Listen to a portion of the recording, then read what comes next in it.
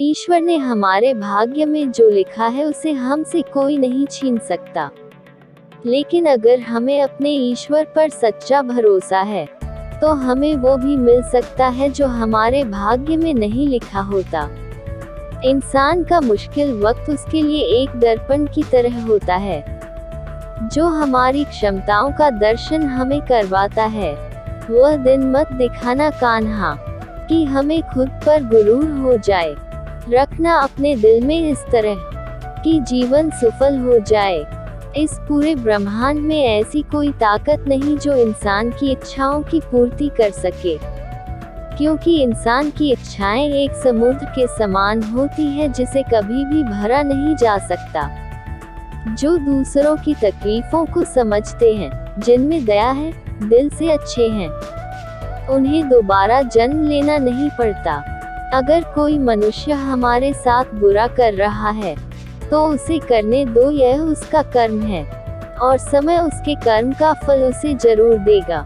लेकिन हमें कभी भी किसी के साथ बुरा नहीं करना चाहिए, क्योंकि यही हमारा धर्म है। दुष्ट लोग अगर समझाने मात्र से समझ जाते तो यकीन मानो महाभारत कभी ना होता। श्री कृष्ण कभी भी हमारा हाल नहीं पूछते, पर वो हमारी सब खबर रखते हैं।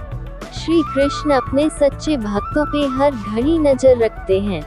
जो हुआ वह अच्छा हुआ, जो हो रहा है वह अच्छा हो रहा है, जो होगा वह भी अच्छा ही होगा। तुम भूत का पश्चाताप न करो, भविष्य की चिंता न करो, वर्तमान में जियो। अगर आप जीवन में असफल होते हैं तो आपको दोबारा प्रयास करने में कभी नहीं घबराना चाहिए, क्योंकि जब आप दोबारा प्रयास करते हैं तो आपकी शुरुआत सुनने से नहीं बल्कि आपके अनुभव से होती है। जिंदगी में सदैव अवसरों का आनंद लेना चाहिए, लेकिन किसी के भरोसे को तोड़कर नहीं। इस संसार में मनुष्य किसी भी रूप में बड़ा नहीं होता, बल्कि मनुष्य के पीछे जो ताकत खड़ी होती है वो ज्यादा बड़ी होती है। मनुष्य अपने सच्चे हृदय से जो दान दे सकता है वह अपने हाथों से नहीं दे सकता, और मौन रहकर हम जो कह सकते हैं वह हम अपने शब्दों से नहीं कह सकते। अंतकाल में जो मनुष्य मेरा स्मरण करते हुए देह त्याग करता है वह मेरी शरण में आता है। इसलिए मनुष्य को चाहिए कि अंतकाल में मेरा चिंतन करें। जिस व्यक्ति के पास संतुष्टि नहीं है उसे कितना भी मिल जाए वह असंतुष्ट ही रहेगा। श्री कृष्ण जी कहते हैं, जिस व्यक्ति को आपकी कद्र नहीं, उसके साथ खड़े रहने से अच्छा है आप अकेले रहे। यदि आप किसी के साथ मित्रता नहीं कर सकते हैं तो उसके साथ शत्रुता भी नहीं करना चाहिए। जब आपके जीवन के चारों ओर हताशा और निराशा हो, जब दुखों ने आपको हर जगह से घेर रखा हो, तब आप सच्चे मन से कृष्ण जी के नाम का दीपक जलाना और अपना सब हाल श्री कृष्ण को सुना देना। श्री कृष्ण स्वयं आपके सब दुख हरने आएंगे। तुम उसके लिए शोक करते हो जो शोक करने के योग्य नहीं है। बुद्धिमान व्यक्ति ना जीवित और ना ही मृत व्यक्ति के लिए शोक करते हैं। मनुष्य का जीवन केवल उसके कर्मों पर चलता है। जैसा कर्म होता है वैसा उसका जीवन होता है। क्रोध की अवस्था में भ्रम जन्म लेता है। भ्रम बुद्धि को नष्ट कर देती है। बुद्धि के नष्ट होते ही व्यक्ति का पतन हो जाता है। ईश्वर ने हमारे भाग्य में जो लिखा है उसे हमसे कोई नहीं छीन सकता। लेकिन अगर हमें अपने ईश्वर पर सच्चा भरोसा है तो हमें वो भी मिल सकता है जो हमारे भाग्य में नहीं लिखा होता। इंसान का मुश्किल वक्त उसके लिए एक दर्पण की तरह होता है जो हमारी क्षमताओं का दर्शन हमें करवाता है। वह दिन मत दिखाना कान्हा कि हमें खुद पर गुरूर हो जाए। रखना अपने दिल में इस तरह कि जीवन सफल हो जाए।